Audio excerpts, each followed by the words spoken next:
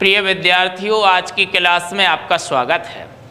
जैसा कि हम अल्कोहल फिनॉल ईथर टॉपिक का अध्ययन कर रहे हैं और इसके अंतर्गत हमने अल्कोहल फिनॉल ईथर में अल्कोहल के प्रिपरेशन को पढ़ लिया था। अल्कोहल का प्रिपरेशन कैसे किया जाता है, उसके भौतिक गुणों पर हम चर्चा कर रहे थे, तो थोड़ा सा उस पर आपको जानना है।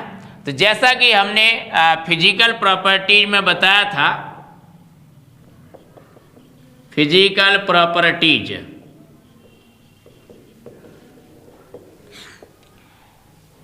कुछ पॉइंटों के रूप में आपको ध्यान रखना है। जैसे कि सबसे पहली बात, जब आप कोई किसी भी पदार्थ की फिजिकल प्रॉपर्टी लिखते हो तो उसमें आप उसकी स्टेट यानी अवस्था, उसके विलेयता के बारे में और सॉल्युबिलिटी, उसके मेल्टिंग पॉइंट या बॉइलिंग पॉइंट के बारे में और उसके कलर, गंध के बारे में आप जनरली सामान्य जानकारी देते हो। यही उसका क्या होता है, फिजिकल प्रॉपर्टीज या भौतिक गुण होता है। तो सबसे पहले हम बात करने वाले हैं फिजिकल स्टेट के बारे में। Physical state, step by step बात आपको अच्छे समझ में आ जाएगी। फिजिकल स्टेट यानी कि भौतिक अवस्था के बारे में। भौतिक अवस्था तो भैया प्रथम तीन सदस्य इस परिवार के, अल्कोहल के प्रथम तीन सदस्य का मतलब क्या है, मैथिल अल्कोहल से प्रोपल अल्कोहल तक क्या होते हैं, ये पतले द्रव होते हैं। पतले द्रव यानी डाइल्यूट लिक्विड कह दीजिए, डाइल्यूट लिक्विड होते हैं, पतले द्रव होते हैं। इसके बाद C11 तक के सदस्य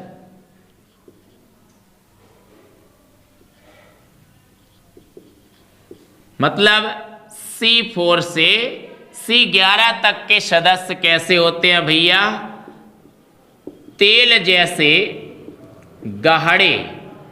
जैसे गाढ़े द्रव होते हैं। इसके बाद C11 से मतलब C11 का मतलब 11 कार्बन से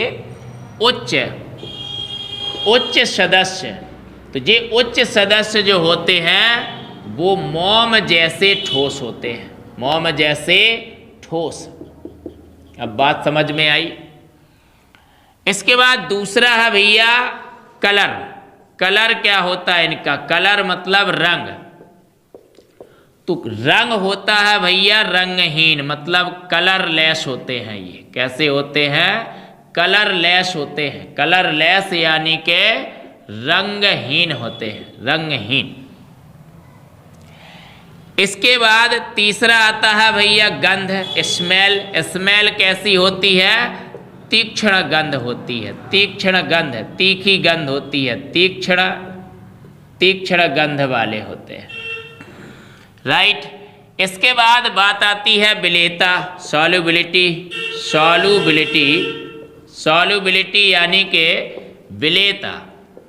तो विलेयता है भैया, तो ये क्या है, जो अल्कोहल होते हैं, अल्कोहल वो क्या है भैया, कार्बनिक यौगिक है, ऑर्गेनिक कंपाउंड। वैसे भी आप कार्बनिक रसायन पढ़ रहे हो तो ऑर्गेनिक कंपाउंड है, ये ऑर्गेनिक यौगिक है, कार्बनिक यौगिक है, कार्बनिक कंपाउंड है।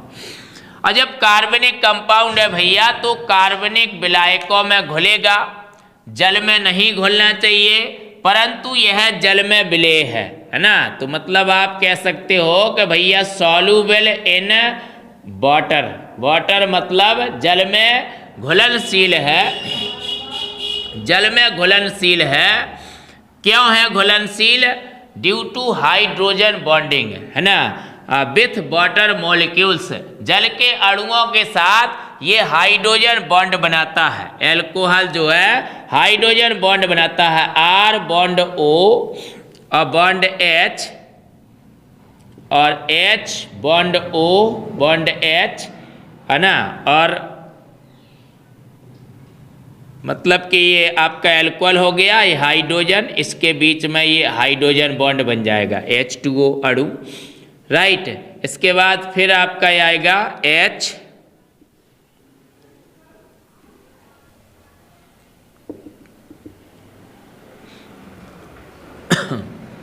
H2O, तो H bond O bond H या R, तो ROH, इस टाइप से आप ROH ऐसे लिख सकते हो, ROH। फिर आप लिख देंगे आगे H2O, इस टाइप से H2O। अब गौर से देखिए, ROH एल्कोहल का अणु, HOH H2O, ROH HOH H2O। Hydrogen एक सामान्य सहसंयोजी बंध बनाता है तो एक क्षीण बंध बनाता है। ये हाइड्रोजन को गौर से देखिए, हाइड्रोजन दो प्रकार के, जब भी दो प्रबल ऋण विद्युतीय तत्वों से जुड़ता है तो एक के साथ सामान्य सहसंयोजी बंध बनाता है, दूसरे के साथ क्षीण बंध बनाता है। इस क्षीण बंध को ही आप क्या कहते हो बेटा जी, हाइड्रोजन बॉन्ड कहते हो। क्या कहते हो, हाइड्रोजन बॉन्ड कहते हो। तो एक बना है कोवैलेंट बॉन्ड और एक बना है हाइड्रोजन बॉन्ड। तो ये जल में इसलिए घुलनशील होता है क्योंकि ये जल के अणुओं के साथ हाइड्रोजन बंध बना लेता है। कार्बनिक पदार्थ है तो कार्बनिक विलायकों में तो घुलनशील रहेगा, इसके अलावा ये जल में भी घुलनशील होता है, कारण हाइड्रोजन बॉन्डिंग। अब बात करें तो भैया जो आपके जैसे जैसे जो ये आपका हाइड्रोकार्बन भाग होता है, यहाँ पर जैसे ROH ये एल्कोहल है, तो ये आपका जो R है ये कहलाता है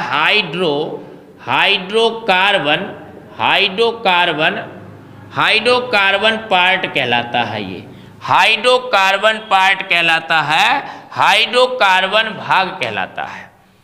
और ये जो हाइड्रोकार्बन भाग होता है ये हाइड्रोफोबिक होता है। हाइड्रोफोबिक मतलब कि हाइड्रोफोबिक पार्ट कह सकते हैं, मतलब ये जल विरोधी होता है, जल स्नेही भाग नहीं होता है। ये कैसा भाग होता है, जल विरोधी भाग होता है, जल विरोधी भाग होता है ये। इसलिए एल्कोहल का जैसे जैसे अणुभार बढ़ता है, मतलब कार्बन की चेन बढ़ती है, और वैसे वैसे उसकी सॉल्युबिलिटी क्या होती है, घटती है। तो सॉल्युबिलिटी का जो ऑर्डर होता है, मतलब जो जैसे कि मेथल एल्कोहल है, मेथल एल्कोहल सबसे ज़्यादा घुलनशील रहेगा, है ना। इसके बाद आपका आएगा एथल एल्कोहल, ठीक है। फिर आपका कहीं आएगा प्रोपेल एल्कोहल, इस टाइप से, ठीक है। तो जैसे जैसे कार्बन की चेन बढ़ती जाएगी, विलेयता उसकी जल में विलेयता क्या होती जाएगी, घटती जाएगी। इस बात का विशेष रूप से ध्यान रखना है भाई। एल्कोहल जल में घुलनशील होते हैं, क्यों होते हैं, क्योंकि वो जल के अणु के साथ हाइड्रोजन बंध बनाते हैं। अब एल्कोहल में जो एल्किल भाग होता है, हाइड्रोकार्बन भाग, वो जल विरोधी होता है, और इसलिए जब वो हाइड्रोकार्बन भाग, हाइड्रोकार्बन श्रृंखला बढ़ेगी तो उसकी जल में विलेयता घटेगी, राइट। इसके बाद बात आती है भैया डिग्री पर। तो देखिए डिग्री जब बढ़ती है, डिग्री मतलब जाल, तो देखिए जो ये आपका सीधी चेन बढ़ रही है तो विलेयता घट रही है। लेकिन अगर समावयवी एल्कोहल है, समावयवी एल्कोहल्स के लिए, समावयवी एल्कोहल्स के लिए, समावयवी का मतलब क्या है भैया, समान सूत्र के, लेकिन डिग्री अलग अलग हो, श्रृंखला अलग अलग हो, श्रृंखला समावयवी। तो समावयवी एल्कोहल के लिए, मतलब श्रृंखला समावयवी एल्कोहल है, तो भैया क्या होता है, समावयवी एल्कोहल्स में कौन ज़्यादा विलेय होगा, जिसकी डिग्री ज़्यादा होगी। अब आप कहेंगे ऐसा कैसे, क्योंकि जब डिग्री बढ़ती है ना, तो एक कार्बन से अन्य कार्बन जुड़ते हैं तो एक जाल टाइप का बढ़ता है, तो उसका जो भाग होता है वो छोटा होता है, छोटा भाग हो जाता है, मतलब उसका आयतन कम हो जाता है, कहने का मतलब। इसलिए विलेयता जो है बढ़ जाती है। तो अगर अणु सूत्र समान है, आपको समान अणु सूत्र के जो है एग्जाम्पल दिए जाए, क्वेश्चन आपसे पूछ लिया जाए, ऑब्जेक्टिव क्वेश्चन, सूत्र समान दिए हों, डिग्री अलग अलग हो, कहा जाए कि कौन सा एल्कोहल जल में अधिक विलेय होगा, सूत्र आप देखें तो समान है लेकिन डिग्री अलग अलग है, तो ऐसे केस में भैया थर्ड डिग्री एल्कोहल ज़्यादा विलेय होगा, थर्ड डिग्री एल्कोहल ज़्यादा घुलनशील होगा। तो जब श्रृंखलाएं बढ़ती है, मतलब जब सीधी चेन बढ़ती है तो विलेयता घटती है, जल में विलेयता घट रही है जब सीधी चेन बढ़ती है, लेकिन जब ये शाखाएं बढ़ती हैं, श्रृंखलाएं बनती है, साइड चेन, डिग्री बढ़ती है, तो भैया विलेयता बढ़ती है, मतलब ज़्यादा होती है विलेयता, लेकिन समावयवियों के लिए ऐसे केस में, तो ऐसे केस में आपका जो विलेयता होगी वो सबसे ज़्यादा होगी थर्ड डिग्री की, फिर आएगा 2 डिग्री, फिर आएगा आपका 1 डिग्री। 3 टाइप का अल्कोहल होता है, विभाजन वर्गीकरण में हमने आपको बताया था। तो थर्ड डिग्री एल्कोहल समावयवी एल्कोहलों में अगर कंपैरिजन किया जाए, समान सूत्र के एल्कोहलों में कंपैरिजन किया जाए, तो तृतीयक एल्कोहल जल में अधिक घुलनशील होगा, प्राथमिक एल्कोहल कम घुलनशील होगा, क्योंकि जो तृतीयक एल्कोहल में जो हाइड्रोकार्बन भाग होता है वो छोटा होता है, छोटा भाग होता है, आयतन उसका कम होता है, राइट, ये ऐसे ध्यान रखना है आपको, कारण आयतन कम होता है। इसके बाद बात आती है भैया बॉइलिंग पॉइंट की। द्रव है तो द्रवों के क्वथनांक होते हैं, ठोसों के गलनांक होते हैं। मेल्टिंग पॉइंट द्रवों के आपके क्या होते हैं, क्वथनांक होते हैं, मतलब बॉइलिंग पॉइंट। बॉइलिंग पॉइंट की बात आती है तो इनके जो बॉइलिंग पॉइंट है, एल्कोहल के बॉइलिंग पॉइंट, वो हाइड्रोकार्बन एल्केन से अधिक होते हैं, एल्केन से बहुत अधिक होते हैं, एल्केन से अधिक होते हैं एल्कोहल के बॉइलिंग पॉइंट, मतलब क्वथनांक। एल्कोहल का क्वथनांक एल्केन से अधिक होता है। रीजन, रीजन क्या है कि एल्कोहल्स में एसोसिएशन होता है, एसोसिएशन, एसोसिएशन मतलब एसोसिएशन संगुणन होता है। एसोसिएशन को आप हिंदी में क्या कहते हैं भाई, संगुणन कहते हैं, संगुणन होता है, संगुणन होता है। एल्कोहल के अणुओं के बीच हाइड्रोजन बंध पाया जाता है। जब एल्कोहल के अणुओं के बीच हाइड्रोजन बंध होता है तो एल्कोहल के अणु पास पास आ जाते हैं, और पास पास आ जाने से क्या हो जाता है, वहाँ पर क्वथनांक बढ़ जाता है। तो क्वथनांक हाइड्रोकार्बन एल्केन से अधिक होता है, एल्कोहल्स का क्वथनांक अधिक होता है। तो alcohol R, O bond R bond H,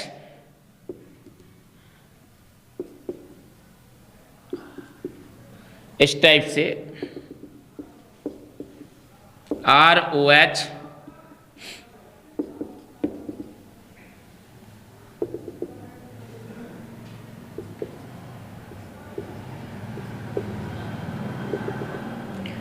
देखिए ROH, ROH, ROH, ROH, ये आपके एल्कोहल के अणु हैं। इस तरीके से एल्कोहल के अणुओं के बीच हाइड्रोजन बंद होता है। ये आपका हाइड्रोजन एक सादा बॉन्ड बना रहा है, मतलब ध्रुवीय सहसंयोजी बंध, और एक ये क्षीण बंध जो कि आकर्षण होता है, क्षीण आकर्षण। क्या होता है कि ये ध्रुवीय प्रकृति का होता है, तो हाइड्रोजन पर आंशिक पॉजिटिव, ऑक्सीजन पर आंशिक नेगेटिव आ जाता है।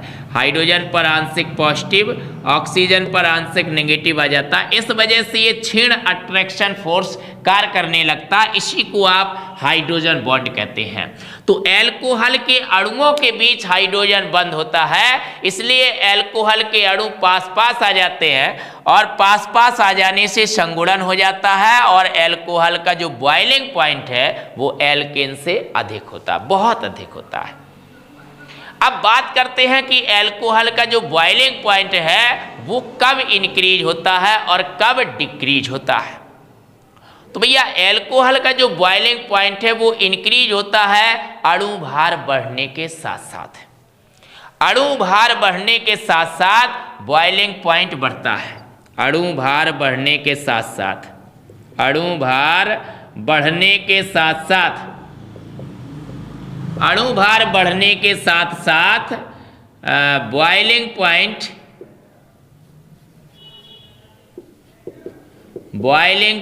बढ़ता है।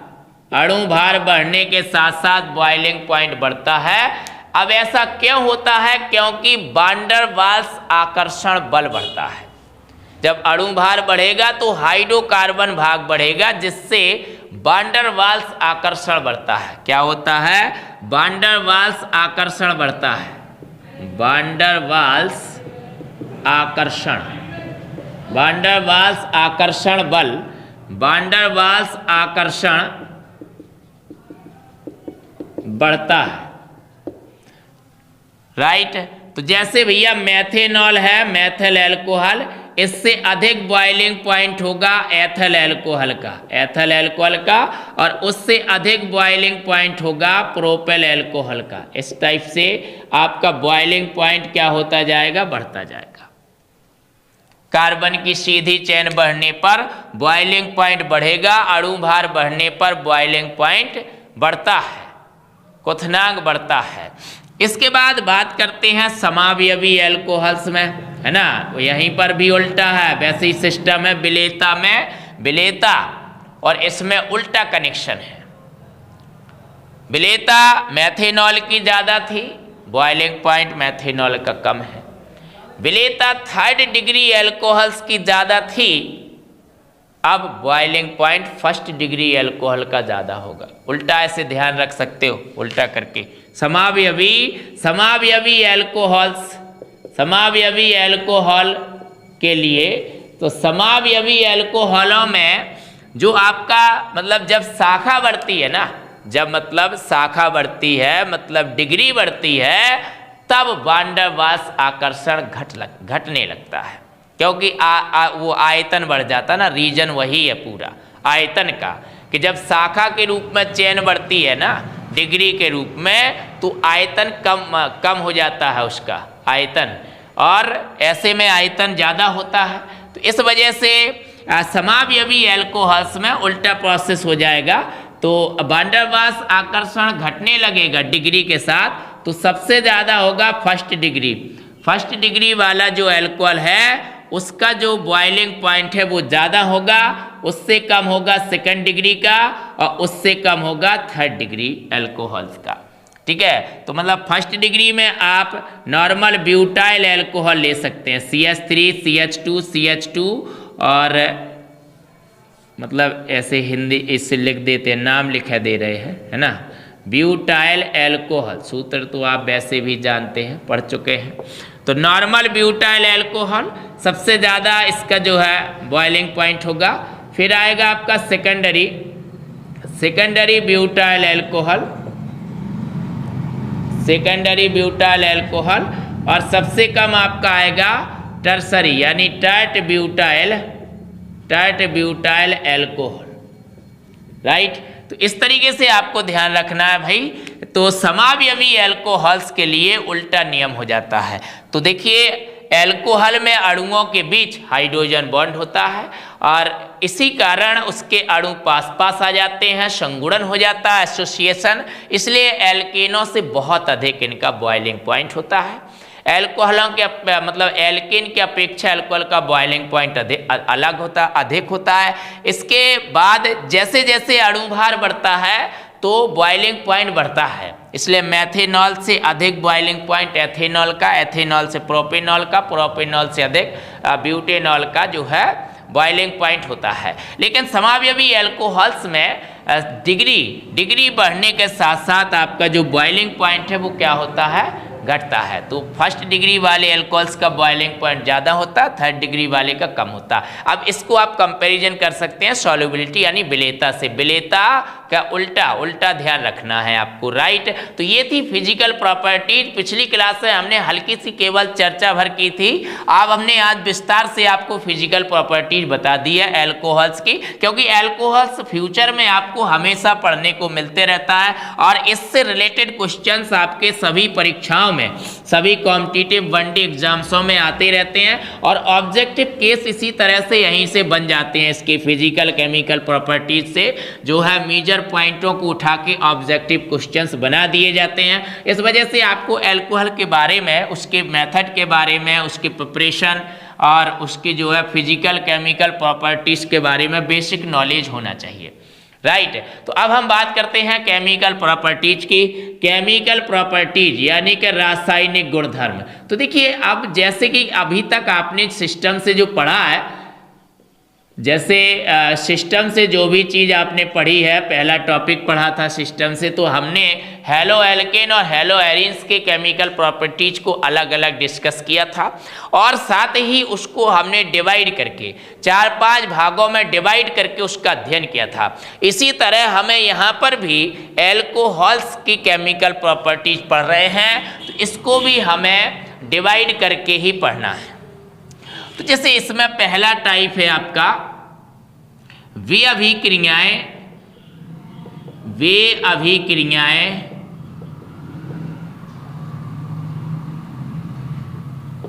जिनमें O बॉन्ड H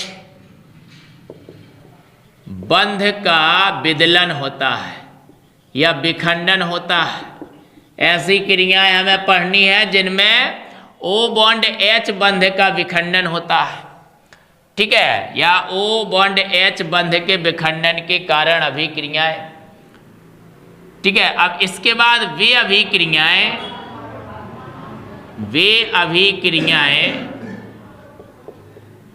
जिनमें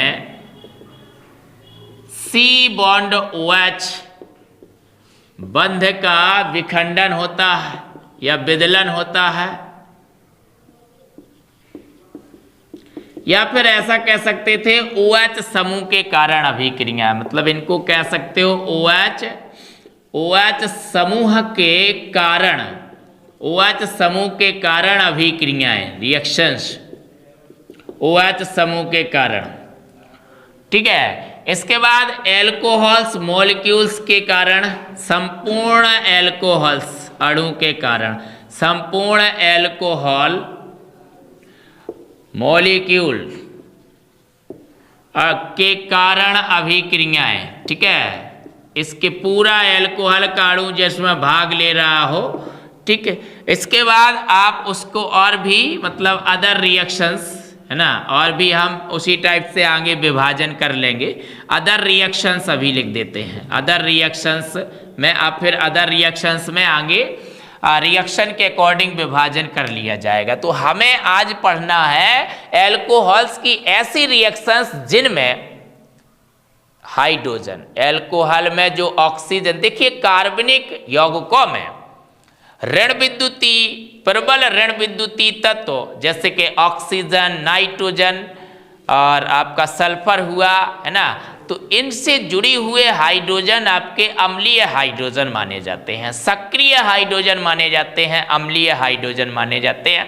तो ऐसी रिएक्शंस जिनमें एल्कोहल, तो एल्कोहल का जो पूरा OH, SAROH इस तरह से लिखते हो आप एल्कोहल को, तो अब इस एल्कोहल से केवल H अलग हो रहा है। अब H अलग हो रहा है, इसका मतलब ये सक्रिय हाइड्रोजन है, यहाँ पर H भैया एक्टिव हाइड्रोजन है। क्या है ये?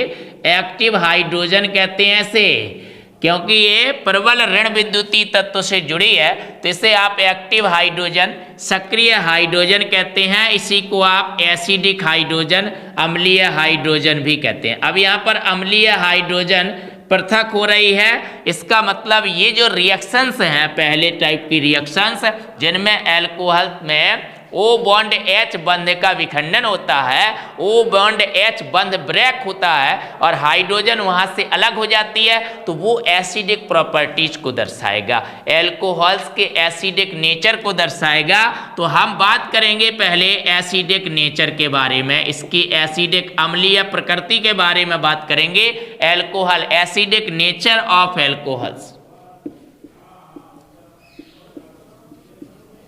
एल्कोहल्स के एसिडिक नेचर के बारे में, ये भी बहुत वीआईपी मोस्ट जो है क्वेश्चन से यहाँ से बनता है, वेरी मोस्ट। एसिडिक नेचर, अम्लीय प्रकृति, acidic nature of alcohols, alcohols की अम्लीय प्रकृति। तो देखिए, जब हम एल्कोहल में लिटमस पेपर डालते हैं तो लिटमस पेपर का कुछ नहीं होता है, कोई प्रतिक्रिया नहीं होती है, लिटमस पेपर का कलर चेंज नहीं होता है। मतलब लिटमस पेपर के प्रति एल्कोहल उदासीन है। अब एल्कोहल लिटमस पेपर के प्रति क्यों उदासीन है? क्योंकि ये प्रोटॉन दान नहीं करता है, H+ रिलीज नहीं करता है, प्रोटॉन दान नहीं करता है, राइट। एल्कोहल अभी आप सोच रहे हैं अम्लीय है भैया, तो अम्ल तो क्या करते हैं भैया, नीले लिटमस को लाल में बदल देते हैं। तो हम अभी बता रहे कि एल्कोहल अम्लीय है और अभी बता रहे कि लिटमस पेपर के प्रति उदासीन है, तो थोड़ा अजीब सा आपके मन में अजीब सा द्वंद्व चल रहा है। तो उसी को हम क्लियर करने वाले हैं, किस तरह से क्वेश्चंस, कितना अम्लीय है ये, है ना, कितना अम्लीय है, लिटमस पेपर पर क्यों प्रभाव नहीं पड़ता है, कितना अम्लीय है ना, जल से ये कम अम्लीय है कि अधिक अम्लीय है, और कौन सा एल्कोहल अधिक अम्लीय होता, कौन सा कम होता, इसी पर हमें बात करनी है। फिर इसकी रिएक्शंस, इसके प्रमाण हैं, यही प्रमाण है इसके एसिडिक नेचर के। ऑक्सीजन से जुड़ी हाइड्रोजन सक्रिय हाइड्रोजन होती है, अम्लीय हाइड्रोजन होती है। जब इसमें अम्लीय हाइड्रोजन अवेलेबल है तो इसमें अम्लीय प्रकृति होगी, एसिडिक नेचर होगा। और ऐसा एसिडिक नेचर होता है कि जब हम एल्कोहल में लिटमस पेपर डालते हैं तो लिटमस पेपर के प्रति ये उदासीन है, लिटमस पेपर का रंग नहीं बदलता है। ऐसा क्यों नहीं हुआ? क्योंकि ये एसिडिक नेचर तो रखता है बट ये प्रोटॉन को दान नहीं कर, प्रोटॉन नहीं त्यागता है, प्रोटॉन रिलीज नहीं करता है, प्रोटॉन नहीं त्यागता है, इसलिए ये लिटमस के प्रति कैसा है, उदासीन है। इसके अलावा प्रबल अम्लीय माध्यम में ये प्रोटॉन को ग्रहण कर सकता है और ऑक्सोनियम आयन बना सकता है। एल्कोहल R बॉन्ड OH ये प्रोटॉन H+ को एक्सेप्ट कर सकता है प्रबल अम्लीय माध्यम में, प्रबल अम्लीय माध्यम में एल्कोहल को ये एक्सेप्ट कर, मतलब प्रोटॉन को ये एक्सेप्ट कर सकता है। ये बहुत ही बेसिक बातें हम आपको बता रहे हैं जो आपको जो है कहीं मिल ही नहीं सकती हैं। इसलिए हमारे कंटेंट YT पर भी हमारे SD केमिस्ट्री नाम से चैनल है, वहाँ पर भी कुछ कंटेंट महत्वपूर्ण जानकारियाँ हम अपलोड करते रहते हैं, उस पर भी अपना प्यार बरसाएं, है ना, उनको भी देखें और चैनल को सब्सक्राइब करें, ठीक है। और इस तरह से बहुत ही बारीकी से बारीक जानकारी, जिस भी टॉपिक को पढ़ाते हैं ना, बिल्कुल बारीक से बारीक जानकारी आपको दी जाती है, हमारी पूर्ण कोशिश रहती है। अब बात यह है कि आप इस लेक्चर्स पर कितना मेहनत कर रहे हो। आपको इतना मेहनत करना चाहिए कि कम से कम आप इस लेक्चर, प्रत्येक लेक्चर को आपके पास इतना समय है कि आप प्रत्येक लेक्चर्स को 2-2 बार देख सकते हैं, रिपीट कर सकते हैं, रजिस्टर बना सकते हैं, इतना समय है अभी भी आपके पास। आप लेक्चर्स की जो स्पीड को इंक्रीज करके, एक बार नॉर्मल स्पीड में देख लिया, उसके बाद स्पीड को जो है इंक्रीज करके उसको फास्ट ट्रैक जो है देख लेते हैं, तो आपका जो है रिवाइज हो जाता है, राइट। तो मेहनत करिए भाई, है ना, ताकि हमारी मेहनत और आपकी मेहनत रंग लाए, है ना, कुछ नाम रोशन करिएगा तो आप जो है चैट सेक्शन में लिख के जरूर बताएं, कोई प्रतिक्रिया नहीं आती है। आप कंटेंटों को प्रतिदिन पढ़ नहीं रहे हो, प्रतिदिन पढ़िए, समय निकाल के पढ़िए और चैट सेक्शन में हमको वहाँ पर मैसेज ज़रूर लिखिए कि आपको क्लासेस समझ में आ रही हैं कि नहीं आ रही हैं, ठीक है। उसी तरह से हम आपके साथ मेहनत करेंगे। तो प्रबल अम्लीय माध्यम में एल्कोहल प्रोटॉन को गेन करके जो है ऑक्सोनियम आयन बना लेता है।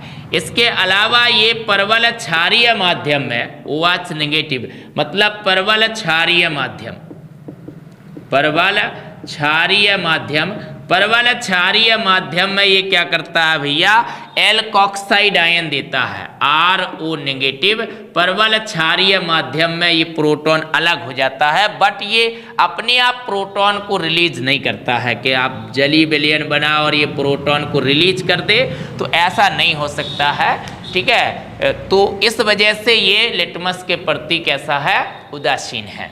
अब उदासीन माध्यम में ये ज्यों का त्यों रहता है। उदासीन माध्यम में कैसा रहता है भाई, ज्यों का त्यों रहता है। उदासीन माध्यम में ये एल्कोहल का एल्कोहल ही रहता है, ज्यों का त्यों रहता है, कुछ भी घटना, कोई भी प्रक्रिया नहीं होती है।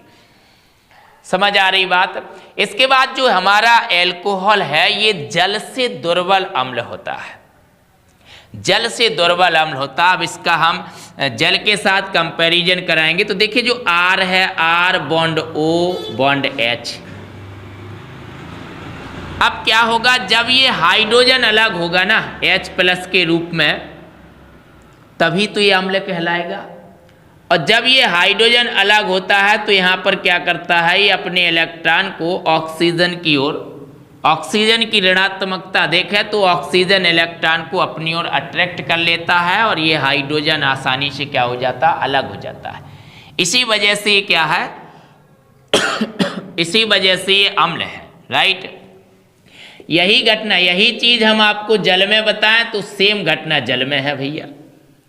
जल में भी ये ऑक्सीजन की विद्युत ऋणात्मकता देखे हाइड्रोजन से, तो हाइड्रोजन के जो इलेक्ट्रॉन्स है वो ऑक्सीजन अपनी ओर आकर्षित कर लेता है, ये भी H+ देता है, तो इसमें भी अम्लीय प्रकृति होती है जल में। जल उभयधर्मी है, अम्लीय क्षारीय दोनों प्रकृति दर्शाता है। लेकिन अभी हम कंपैरिजन जल के अम्लीय गुण और एल्कोहल के अम्लीय गुण के बीच कर रहे हैं, किसमें अम्लीय लक्षण कम है और किसमें ज़्यादा है। तो जल में अम्लीय लक्षण अधिक है और एल्कोहल में अम्लीय लक्षण कम है। क्यों? अभी तो आपको एक सा दिख रहा है ना, अभी हमने एक सा ही बताया, अभी कोई अंतर नहीं बताया है कि जो ऑक्सीजन है वो इलेक्ट्रॉन को अपनी ओर आकर्षित कर लेता है, एल्कोहल में भी जल में भी। और आसानी से हाइड्रोजन क्या हो सकता है, अलग हो सकता है, क्षारीय माध्यम में आसानी से अलग हो सकता है। तो ऐसे केस में ये दोनों प्रॉपर्टीज क्या दर्शा रही, दोनों के अम्लीय गुणों को सिद्ध कर रही हैं। परंतु क्या होता है कि ये जो R है ना, हाइड्रोकार्बन पार्ट, ये जो R होता है बेटा जी, ये +I प्रभाव दर्शाता है, मतलब इंडक्टिव इफेक्ट, जिससे इसके जो सिग्मा इलेक्ट्रॉन हैं वो R से दूर जाने लगते हैं, ऑक्सीजन की ओर जाने लगते हैं। और जब ऑक्सीजन की ओर जाने लगते हैं तो भैया जी हाइड्रोजन से क्या करता है, हाइड्रोजन से इलेक्ट्रॉन लेने से मना करने लगता है। तो जितना ही ज़्यादा +I प्रभाव बढ़ेगा उतना ही कठिनाई होगी हाइड्रोजन को अलग होने में। यहाँ पर जो I प्रभाव है वो बहुत ही क्षीण है, हाइड्रोजन द्वारा क्षीण होता है I प्रभाव। इस वजह से जल प्रबल अम्ल है, एल्कोहल जल की तुलना में दुर्बल अम्ल है, क्योंकि एल्किल द्वारा +I प्रभाव लगाया जाता है जो इलेक्ट्रॉन को ऑक्सीजन की ओर, जिससे इलेक्ट्रॉन ऑक्सीजन की ओर जाते हैं और हाइड्रोजन के इलेक्ट्रॉन भी ऑक्सीजन की ओर आएंगे भैया। तो ऑक्सीजन के पास जब इलेक्ट्रॉनों की कमी नहीं होगी तो इलेक्ट्रॉन क्यों ग्रहण करेगा, समझे। इसको आप एक बेसिकली एग्जाम्पल से समझ सकते हैं कि जैसे मान लीजिए आपका कोई मित्र है, वो ऑलरेडी भोजन कर चुका है और आप कहें कि नहीं भाई मेरे साथ 2 रोटियां बनती हैं, आपको मेरे साथ 2 रोटी खानी ही पड़ेगी। अब वो कहे कि भाई साहब मुझे एक कौरा की गुंजाइश नहीं है, मैं नहीं खा सकता, लेकिन आप उसको ज़बरदस्ती 2 रोटियां खिला देंगे तो भाई वॉमिटिंग होगी, है ना। तो यही कहानी यहाँ पर है कि जो एल्किल है ये इसको I प्रभाव के कारण इलेक्ट्रॉन देता है।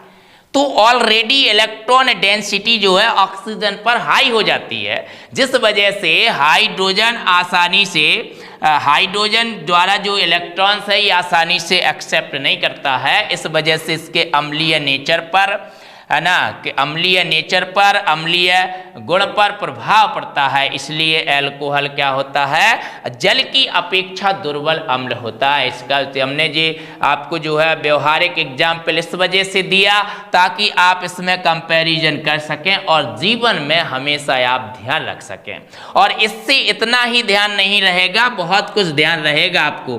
क्या ध्यान रहेगा कि भैया मेथल एल्कोहल है तो ये सबसे ज़्यादा अम्लीय होगा, और एथल एल्कोहल है तो ये उससे कम अम्लीय होगा, क्योंकि जैसे जैसे कार्बन की चेन बढ़ती जाएगी ना, प्लस आई प्रभाव वैसे ही क्या होता जाएगा, इंक्रीज होता जाएगा, बढ़ता जाएगा। और एल्किल द्वारा प्लस आई जितना ही ज़्यादा बढ़ेगा, अम्लीय एल्कोहल की अम्लीय प्रकृति उतनी ही क्या होती जाएगी, घटती जाएगी भैया, उतना ही अम्लीय प्रकृति क्या होती जाएगी, घटती जाएगी। तो इस बात का आपको विशेष ध्यान रखना है कि एल्कोहलों में मेथल एल्कोहल सबसे प्रबल अम्ल होता है, और सभी एल्कोहल जल से दुर्बल अम्ल होते हैं। और लिटमस पेपर के प्रति कैसे होते हैं भाई, उदासीन होते हैं। और यही क्रियाएं, यही परमाणु OH बंध की क्रियाएं कहलाती हैं। तो इनमें अब आप सोडियम मेटल के साथ रिएक्शन कराएंगे। आप जानते हैं कि सोडियम का टुकड़ा, आप लैब में सोडियम को मिट्टी के तेल में रखते हो, क्योंकि बहुत क्रियाशील धातु है भाई, खुला रखेंगे ऑक्सीडाइज हो जाती है, ऑक्सीजन से क्रिया करती है, नमी से क्रिया करती है। जल में अगर हाइड्रोजन का टुकड़ा डाल दिया जाए तो जल में अगर सोडियम का टुकड़ा डाल दिया जाए तो हाइड्रोजन के बुलबुले निकलते हैं। सोडियम इतना अधिक क्रियाशील है कि उसका संरक्षण उसको मिट्टी के तेल में रख के किया जाता है, उसका भंडारण मिट्टी के तेल में उसको रखते हैं, भंडारित करते हैं। और जब हम सोडियम का परीक्षण करते हैं तो सोडियम को निकाल के कागज से पोंछकर, और उसको जब आप दो परख नलियों में, एक परख नली में आपने जल लिया, एक परख नली में एल्कोहल लिया, और दो छोटे छोटे टुकड़े आपने दोनों परख नलियों में ऐड कर दिए, तो जल में जो सोडियम का टुकड़ा जाएगा वो भी हाइड्रोजन गैस रिलीज करेगा, हाइड्रोजन के बुलबुले बनाएगा, क्योंकि भैया जल में भी तो अम्लीय प्रकृति है। और एल्कोहल में जो सोडियम का टुकड़ा जाएगा वो भी हाइड्रोजन के बुलबुले बनाएगा, हाइड्रोजन बनेगी, क्योंकि एल्कोहल भी भैया कैसा है, अम्लीय है। तो जब भी आप सोडियम के टुकड़े को अम्लीय प्रकृति के द्रव में डालते हैं, किसी भी सक्रिय धातु को, तो हाइड्रोजन बनती है। और सोडियम से आप ये परीक्षण करते हैं तो यहाँ पर आप सोडियम से इसकी रिएक्शन दिखाएंगे। पहली रिएक्शन जिसमें O बॉन्ड H बंध ब्रेक होगा, ठीक है। अब आप सोच रहे होंगे कि भैया एल्कोहल में तो खुद जल होता है, आपने जल की परख नली ली, एल्कोहल लिया, तो एल्कोहल में तो खुद है जल, तो आप कहेंगे कि जल से तो क्रिया हुई है। तो उसके लिए आप एल्कोहल में पहले निर्जल कैल्शियम क्लोराइड के कुछ टुकड़े डाल सकते हो। निर्जल कैल्शियम क्लोराइड जल को सोख लेगा, फिर तो नहीं बचेगा ना जल। इसके बाद आप उसमें सोडियम का टुकड़ा ऐड करते हैं, एल्कोहलिक समूह का इसी तरह OH समूह का परीक्षण आप इसी तरह करते हैं सोडियम से, सोडियम टेस्ट, राइट। तो अब आप जो है सोडियम से जब भी इसकी क्रिया कराएंगे, alkyl R bond OH, alcohol की जब आप सोडियम से क्रिया कराएंगे तो क्या बनेगा, RONA, सोडियम एल्कोक्साइड बनेगा, और हाइड्रोजन लेबरेट होगी भैया, क्या लेबरेट होगी, हाइड्रोजन निकल जाएगी। इसी तरह जब आप एल्कोहल की क्रिया एमाइड से, सोडामाइड से कराएंगे, सोडामाइड से कराएंगे तो भी भैया एल्कोक्साइड बनेगा, सोडियम एल्कोक्साइड बनेगा, RO negative Na positive, sodium alkoxide बनेगा, और क्या अलग हो जाएगा, सोडियम एल्कोक्साइड बनेगा, और NH3 क्या हो जाएगी, अलग हो जाएगी। तो देखिए अभी हमने आज आपको इसकी फिजिकल प्रॉपर्टीज और एसिडिक नेचर पर डिस्कस किया। इसलिए अभी इसके और जो परमाणु वाले रिएक्शंस हैं वो इस टाइप के रिएक्शंस अभी शेष हैं, बहुत सारी बहुत ही अच्छी अच्छी वीआईपी रिएक्शंस है अल्कोहल फिनॉल ईथर टॉपिक के अंतर्गत। इसलिए इसका एक भी लेक्चर आपको मिस नहीं करना है और बिना लिखते हुए आपको लिखते हुए ही पढ़ना, बिना लिखते हुए नहीं पढ़ना है। और लास्ट में आपको कमेंट करके जरूर बताना है कि क्लासेस कैसी लग रही हैं। धन्यवाद। Can anybody out there hear me? Hear me?